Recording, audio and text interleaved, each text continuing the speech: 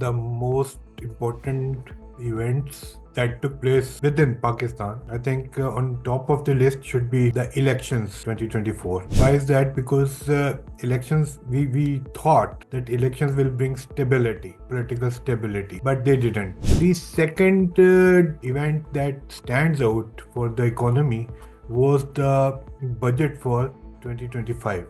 FY25. Anyways, third defining moment was the agreement with the IMF. Since the budget did do one thing, that continuation of fiscal stabilization, Pakistan's biggest challenge in 2025 would be number one, collection of tax revenues, which they have targeted in the budget FY25.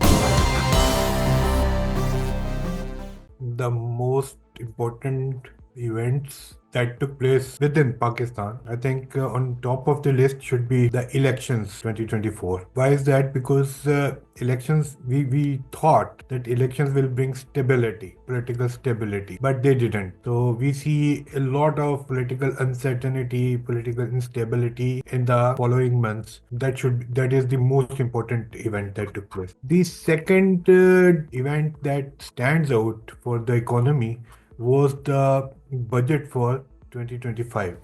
FY25. So we were expecting the budget to be much more than just calculations or stats or balancing of incomes and expenditure. We were expecting that it would be a policy statement for the next 5 years. I mean, starting from this budget, the government, which had made a lot of tons of promises of taking difficult decisions, of putting the economy, I mean, on overhauling the economy, restructuring the economy. So when the budget was presented, that document disappointed most people, because it was just an exercise that balanced the income and expenditure, and that was all. There was nothing about structural reforms or anything in it. Anyways, third defining moment was the agreement with the IMF.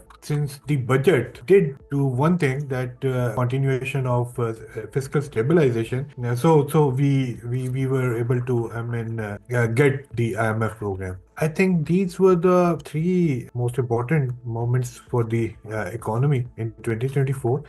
And then I would say that as a follow-up of these tax amendments bill 2024, in which they are trying to restrict spending by businesses and by individuals whose data they have or whose data they can acquire, or they think they are spending more money than they have shown in their tax returns, or who are non-filers but they are spending a lot of money. So these are the, I think, most important events related to the economy. Pakistan's biggest challenge in 2025 would be number one, collection of tax revenues, which they have targeted in the budget FY25, and not just in absolute number, but also, I mean, increasing the tax to GDP ratio, because under the IMF program they have agreed to raise the GDP tax to GDP ratio to 13.5% in next 3 years, or we can say that over the life of the IMF program, which is 37 months. So that would be the I think the top challenge. Second challenge, I think, would be process of privatization. I mean, we saw government try to sell off 60% stake in PIA, but it didn't attract any buyer. And the only buyer who came, I mean, the bid he had, submitted was ridiculous. And I think that failed attempt as would affect other privatization of other SOEs, especially the those which are in power sector, like discos and etc. So these would be the two major challenges, and the third major challenge, I think, is how they be able to or not attract foreign direct investment. I mean, in the recent 5-6 years, we have seen for FDI, I mean, whether it is private FDI or whether it is official FDI from China. I mean, that has, been contracting like anything. And country or an economy, I mean, the size of Pakistan should be able to attract at least 3% of FDI equal to 3% of GDP.